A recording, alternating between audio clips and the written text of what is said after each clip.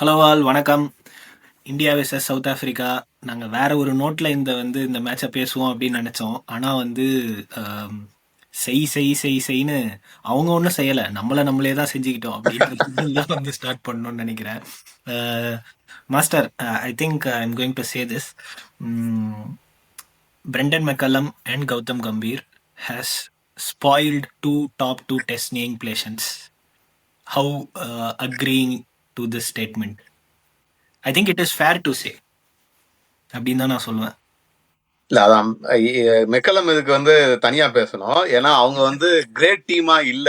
ஓகேங்களா, தேவர் actually struggling. அதனால அவர் நல்லா பண்ற மாதிரி இருந்து now you are questioning because it is backfiring. So அது டிஃப்ரெண்ட். பட் இந்தியா டீம் ஸ்ட்ராங்கா இருந்தது. அதுவும் நீங்க ஹோம் கண்டிஷன்லாம் சான்ஸே கிடையாதுங்கிற மாதிரி தான் எந்த டீமும் வருவாங்க. பட் இந்த நிலைமையில இருக்கோம்னா கண்டிப்பா அவரும் ஒரு ஃபேக்டரா இருப்பாரு. ஓகேங்களா, அவர் மட்டும் என்னோட பார்வை. பட் ஆனா பேசலாம். ஃபர்ஸ்ட் இந்த மேட்சை பத்தி பேசிடுவோம். ஆமா, எனக்கு ஃபர்ஸ்ட் என்ன क्वेश्चन உங்ககிட்ட கேட்கணும் இருந்தது. இப்போ இந்த மேட்ச் எங்க நடக்குது? இந்தியாவா சவுத் ஆப்பிரிக்காவா? இந்தியால தான் நடக்குது. இந்தியாவா? சாரி, நான் ஸ்கோர் போர்டை பாக்குறப்ப நான் மேபி தப்பு படிச்சேன்னு நினைக்கிறேன். India tour of South Africa படிச்சிட்டேன் இல்லையா? ஐஎன்டி வெர்சஸ் எஸ்ஏ தான். ஓ அப்படியா? Okay okay.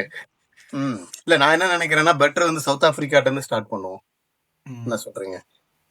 ஏன்னா நம்ம ஃபர்ஸ்ட் டே பேசி முடிக்கிறப்ப 247 ஃபார் 6 நம்ம டார்கெட் என்ன வச்சிருந்தோம்னா 300 to 320. அவங்க 350 பிளஸ். அவங்க எங்கேயோ போயிட்டாங்க. ஓகேங்களா, அவரு முத்துசாமியும் என்சனும் செம்மையா விளையாண்டாங்க. ஓகேங்களா, கிவ் கிரெடிட். அததான் நான் சொல்ல வந்தேன். அதாவது நான் என்ன அந்த டீம்ல பாக்குறேன்னா, நீங்க இந்த இப்ப கோச்சஸ் எல்லாம் மென்ஷன் பண்ணீங்க பாத்தீங்களா, தே ஹேவ் அ டெம்போ. ஓகேங்களா, அதாவது முதல்ல இந்த ஃபேஸ்ல நம்ம I will play like this. ஓகேங்களா, I will buy time, I will respect bowlers where needed. அதுக்கப்புறம் கடைசியில என்னால அவங்க டயர்ட் ஆனவன ரன்ஸ் எடுக்க போறோம். So classical test cricket. Again இப்போ பிச்சை ரொம்ப பிளாட்டா காமிச்சாங்க. நமக்கு அப்படிதான் தெரிஞ்சது. ஓகேங்களா, நம்ம பேசிட்டு இல்ல அதுதான் அப்படிதான் இருந்தது. ஸோ அவங்க பேட்டிங் உண்மையிலே டாப் கிளாஸ். அந்த லோயர் ஆர்டர் நம்ம பேசணும் இல்லைங்களா, அவங்க lower order is different, our lower order is different. So big kudos to our Muthusamy and Jansen. அதுக்கப்புறம் நான் ஆக்சுவலா கேட்கறது அதான் கொஸ்டின், பிச் எதுவும் சேஞ்ச் ஆயிடுச்சா இல்ல எதுவும் மாத்திட்டாங்களா? இல்ல சார், அது 2-3 பேர் ட்விட்டர்ல ட்வீட்டும் பார்த்தேன். அப்போ ஆப் க்ளோஸ் பண்ண வந்தேன். அதுக்கப்புறம் நான் ஓபன் பண்ணல. சொல்றாங்க இந்த மாதிரி சவுத் ஆப்பிரிக்கா பேட்டிங் ஆடும் போது பிச் ஃபிளாட்டா இருந்துச்சான். இந்தியா பேட்டிங் ஆடும் போது பிச் ட்ரிக்கியா பிஹேவ் பண்ணுச்சான். இப்போ திருப்பி சவுத் ஆப்பிரிக்கா பேட்டிங் ஆடும் போது திருப்பி ஈஸ் அவுட் ஆச்சு. இதெல்லாம் மேஜிக் சொல்லலையா நடக்கும்? ஒரு பிச் 1 மணி நேரத்துக்கு ஒரு தடவை எல்லாம் மாறாதியா? ஓகே, அதாவது அது பிட்ச் மட்டும் வச்சு நம்ம டிசைட் பண்ணிட முடியாது. பிட்ச்ல யார் பேட்டிங் பண்றாங்க, பிட்ச்ல யார் பவுலிங் பண்றாங்கிறத பொறுத்து இருக்கு. ஸோ அகைன் நான் என்ன சவுத் ஆப்பிரிக்காவை ஏன் நான் வர்றேன்னா, அவங்களோட பவுலிங் நான் தான் ஒரு ஹார்மர் பவுலிங்க பார்த்தேன். நான் சில பால்ஸ் பார்த்தேன். அவ்வளவு சூப்பரா ஒரு மாதிரி டிப் ஆகி ட்ரிஃப்ட் ஆகி சூப்பரா சில 2-3 பால்லாம் எக்ஸ்ட்ரா பவுன்ஸ் எல்லாம் ஆகிதான் விக்கெட்ஸ் எல்லாம் விழுந்தது. ஓகேங்களா, நீங்க அவரு ராகுல் விக்கெட் மகாராஜ் எடுத்ததும் அதே மாதிரி வாஷிங்டன் சுந்தர் பால்லாம் சூப்பரான பால். அதெல்லாம் பிட்ச்ல ஆக்சுவலா சம்திங் வாஸ் தேர். பட் ஆனா அவங்க பவுலிங் போட்டது சூப்பரா இருந்தது. அதே தான் Jansen was basically bending his back. அவங்க பவுன்ஸ் இருக்குன்னு கொஞ்சம் தான் அனலைஸ் பண்ணி கண்டுபிடிச்சாங்க. செம்மையா அந்த ஸ்பெல்லு போட்டாங்க. எனக்கு புரியல, இது நம்ம டீம்ல அந்த ஸ்டாஃப் அனாலிசிஸ் எக்ஸ்பர்ட்ஸ் எல்லாரும் இருந்திருப்பாங்க இல்லைங்களா, நீங்க ஒரு பவுன்சர்ஸ் போட்டு பாருங்கன்னு சொல்லியிருக்க மாட்டாங்களா? தெரியல. ஸோ அதாவது அவங்க கரெக்டா பிளே பண்ணாங்க. இன்ஃபேக்ட் முக்கியமான இது நான் 2 இது பார்த்தேன்னா 2 சூப்பர் கேச்சஸ். ஆமா ஆமா ஆமா, அதாவது அவங்க ஒரு டிராப் கேட்ச் கூட இல்ல அவங்களோட இதுல. ஆமா சார், டிராப் கேச்சஸ் ஒரு சைடு, கேட்ச் 2 கேட்ச் அவர் சுதர்சன் கேட்சும் நிதிஷ்குமார் ரெட்டி கேட்சும் சூப்பரான catch. All in all they have like a good package. அதாவது ஒரு ஆளு 2 ஆளு வின் பண்ணல. டாப் ஆர்டர் கொஞ்சம் ஸ்ட்ரகிள் பண்ணாங்க. ஆனா லோயர் ஆர்டர் அதை இது பண்ணி பவுலிங்ல கலக்கிட்டாங்க. ஸோ சவுத் ஆப்பிரிக்கா சூப்பரா பிளே பண்ணாங்க. அதான் நம்ம எதுவும் டஃப் கொடுக்கல. இது வரைக்கும் 9 செஷன் முடிஞ்சிருக்குன்னு நினைக்கிறேன். அதாவது 3 நாள் 9 செஷன் முடிஞ்சிருக்கு. சவுத் ஆப்பிரிக்கா 8 செஷன் ஜெயிச்சிருக்காங்க. So that tells you the story. Correct. அதுலயும் 8 செஷன்ல 6 10 அவுட் ஆஃப் 10 செஷன் ஜெயிச்சிருக்காங்க. இட்ஸ் நாட் லைக் 5, 6 அந்த மாதிரி மார்க் வாங்கி ஜெயிக்கல. 10 அவுட் ஆஃப் 10 செஷன் ஜெயிச்சிருக்காங்க. So that tells the story. அவ்வளோதான். இல்ல அதுதான் அவங்க வந்து ஒரு மெத்தட் ஒரு பிளானோட ப்ளே பண்ண மாதிரி இருந்தது. ஓகேங்களா? ஸோ அவங்க அனலைஸ் பண்ணிட்டு இந்த மாதிரி தான் இந்த பிட்ச்ல பவுலிங் பண்ணணும், இந்த டயத்துல நம்ம கொஞ்சம் வந்து ஸ்லோ டவுன் பண்ணணும் அப்படிங்கிற மாதிரி தான் இருந்தது. கம்மிங் பேக் டு இந்தியா, எனக்கு பேட்டிங்கு ஓகே, பவுலிங்ல இருந்து ஆரம்பிப்போம். பவுலிங்லயுமே எனக்கு என்னமோ அந்த பிட்ச்ல வந்து 247 ஃபார் 6க்கு அப்புறம் 489 வந்து இந்த டீம் ஹோம் கண்டிஷன்ல கொடுத்தது வந்து எனக்கு இன்னும் கொஞ்சம் அக்செப்ட் பண்ற மாதிரி இல்ல. ஓகேங்களா? ஏன்னா பும்ரா இருக்காரு, சிராஜ் இருக்காரு, ப்ராப்பர் ஸ்பின்னர்ஸ் இருக்காங்க. சார் எனக்கு ஒரு கொஸ்டின் சார். ஐ மீன் இதுக்கப்புறம் எனக்கு வந்து 2-3 கொஸ்டின் இருக்கு, நான் கேட்டுறேன். சரி கேட்டுருங்க. நிதிஷ்குமார் ரெட்டியை நீங்க எதுக்கு சார் டீம்ல எடுத்தீங்க? செலக்ஷன் நானும் நோட் பண்ணி வச்சிருந்தேன். நிதிஷ்குமார் ரெட்டி 6 ஓவர் போட்டாரு. ஓகேங்களா? ரன்ஸ் ஆனா நோட் பண்ணல. 165 ஓவர் கிட்ட நீங்க போட்டிருக்கீங்க. அதுல ஒரு பவுலரை எடுத்து பவுலிங் ஆல்ரவுண்டர் ஒருத்தர் எடுத்து 6 ஓவர் கொடுக்குறீங்கன்னா எனக்கு புரியல. சரி ஓகே, இதை நீங்க கேட்டீங்க இல்லைங்களா? செலக்ஷன் எனக்கு இன்னும் புரியல. நம்ம வந்து ரொம்ப நாளாவே பேசியிருந்தோமா, they are looking for allrounders. பேசிக்கா வந்து 3 பேட்ஸ்மேனோட தான் போயிருக்கும்.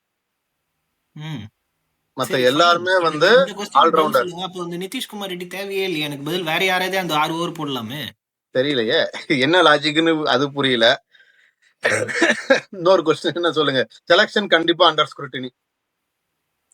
அதே மாதிரி எனக்கு வந்து இந்த பேட்டிங் ஆர்டர்லயும் வந்து வாஷிங்டன் சுந்தரை இப்போ வந்து டவுன் 8 ஆட வைக்கிறது எனக்கு புரியல.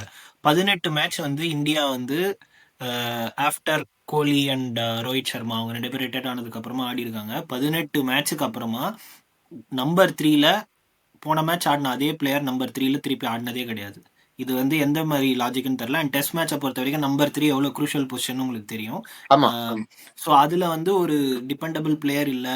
அதாவது இப்போ நம்ம சாய் சுதர்ஷினி நம்ம எதுவும் சொல்ல முடியாது இல்லையா? அவருக்கும் நீங்க வந்து கம்ப்ளீட்டா வந்து சான்ஸ் கொடுத்தீங்கன்னா தான் அவர் என்ன பண்றாரு அப்படிங்கிறது தெரியும். இல்ல அதுதான் நம்ம லாஸ்ட் டைம் பேசுனாங்களா, கிளாரிட்டி கொடுக்கல. பிளேயர்ஸுக்கு கிளாரிட்டி இருக்கணும் இல்லைங்களா? ஒரு ரோல் இதுதான்ப்பா, you have to be flexible. நான் அதை அக்செப்ட் பண்றேன். இப்போ வந்து நீங்க லாஸ்ட் ஒரு 3-4 மேட்சஸ் எடுத்து பாத்தீங்கன்னா நம்மளுக்கு அது it's a bad situation. Washington Sundar தான் ஓரளவுக்கு நமக்கு வந்து டாப் பேட்டரு, நிறைய பால்ஸ் ஃபேஸ் பண்ணிருக்காரு. இப்ப அவரை 3ல கொண்டு வராட்டினாலும் கொஞ்சமாச்சும் முன்னாடி கொண்டு வர்றதுக்கு ஏதாவது பிளான் இருக்கணும்ல. சோ அப்ப அவருக்கு அழகா நீங்க 4ல ஆடி இருக்கலாமே. த்ருவ் ஜுரேல் வந்து 5ல ஆட வச்சுட்டு நீங்க வந்து அழகா வந்து 4 ஆடி இருக்கலாமே. ஏன்னா அவர் போன மேட்ச் 3 ஆடினாரு. நான் சாய் சுதர்ஷனை வந்து 4 ஆட சொல்லல. ஆனா வந்து இவர் வந்து 4 ஆடி இருக்கலாமே. 3 ஆடுற பேட்ஸ்மேன் 4 ஆடி இருக்கலாமே. அப்ப இல்ல அதுதான் மாறி இருக்குமே இன்னைக்கு.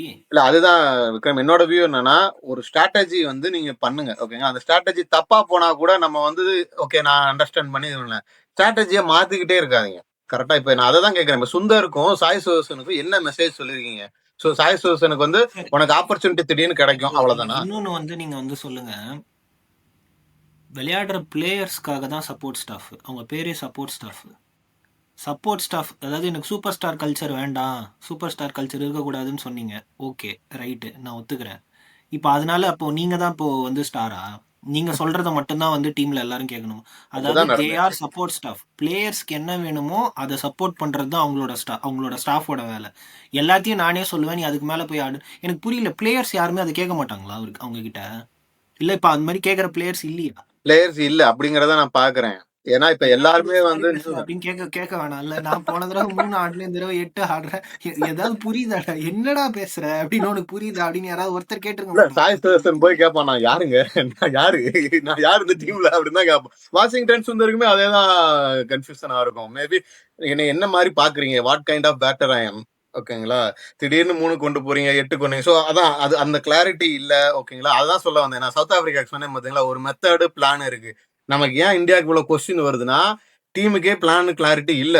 ஓகேங்களா? They are just going with, நமக்கு வந்து ஆல்ரவுண்டர்ஸ் நிறைய இருக்காங்க, நமக்கு வந்து பிக் ஹிட்டர்ஸ், நமக்கு basically kind of converted into test players. Correct இல்லைங்களா?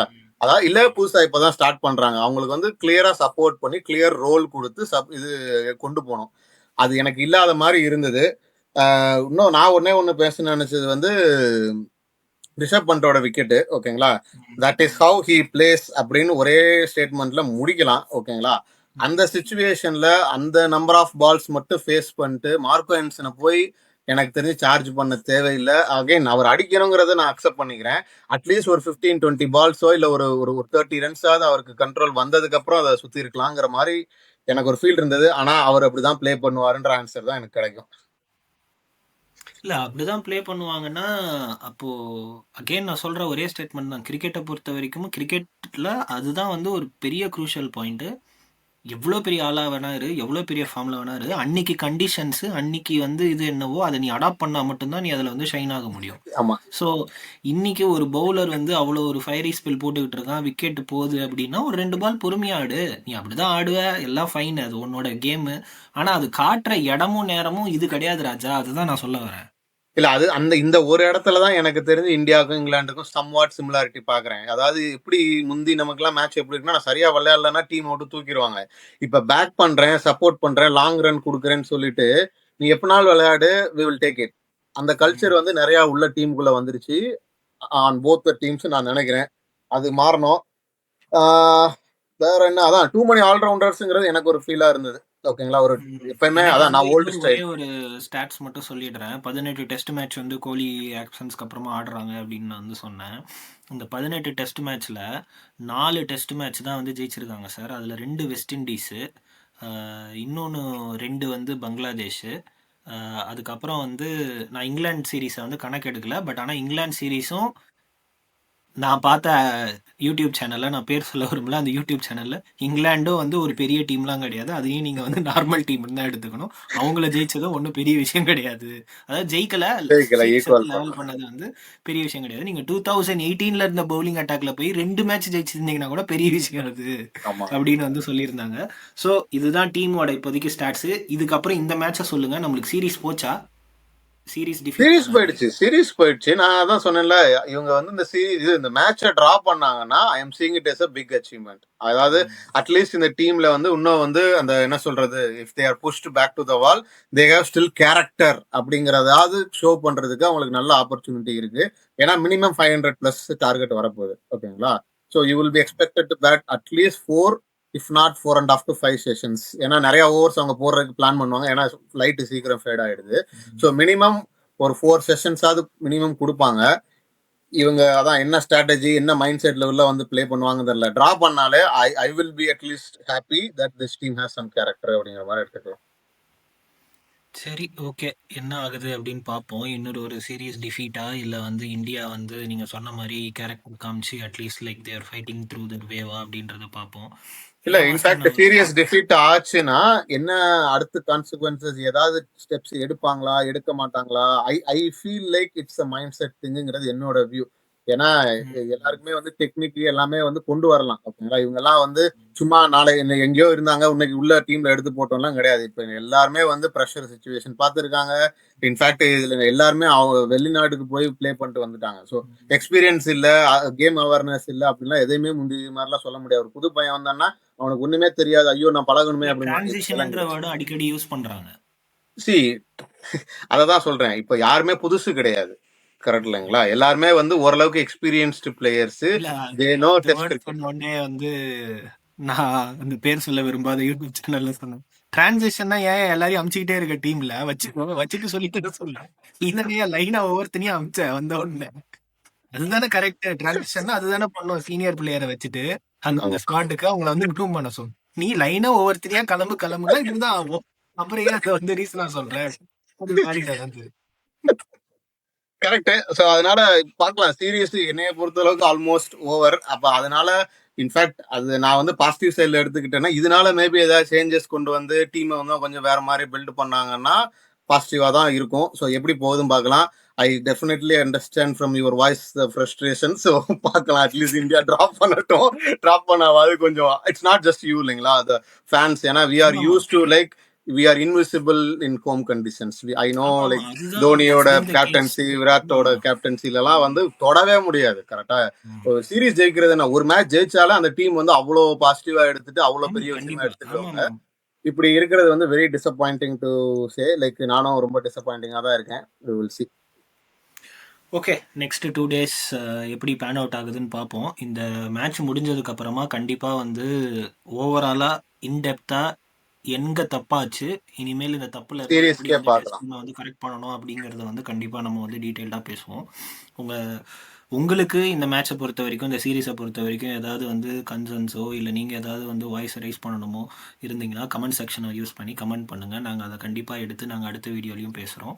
நாங்கள் வந்து நெக்ஸ்ட் வீடியோவில் வந்து சீரீஸோட டிஸ்கஷனில் வந்து என்ன பண்ணலான்னு இருக்கோம்னா, நீங்கள் போடுற கமெண்ட்ஸ் எடுத்து அந்த கமெண்ட்ஸை படித்து இவர் இந்த மாதிரி கேட்டிருக்காங்க, ஸோ இந்த கமெண்ட்டை பொறுத்த வரைக்கும் என்ன, எங்களோட வியூ என்ன அப்படிங்கிறது பேசலான்னு இருக்கோம். ஸோ நீங்கள் மட்டும் இல்லாமல் உங்கள் ஃப்ரெண்ட்ஸ் வேறு யாருக்காவது வந்து கிரிக்கெட் பிடிக்கும்னா அவங்களுக்கும் இந்த சேனலை வந்து ஷேர் பண்ணி விடுங்க. கண்டிப்பாக அவங்களுக்கும் இந்த சேனல் பிடிக்கும். Until meet you in next video, signing off, Vikram. And Master, thank you so much.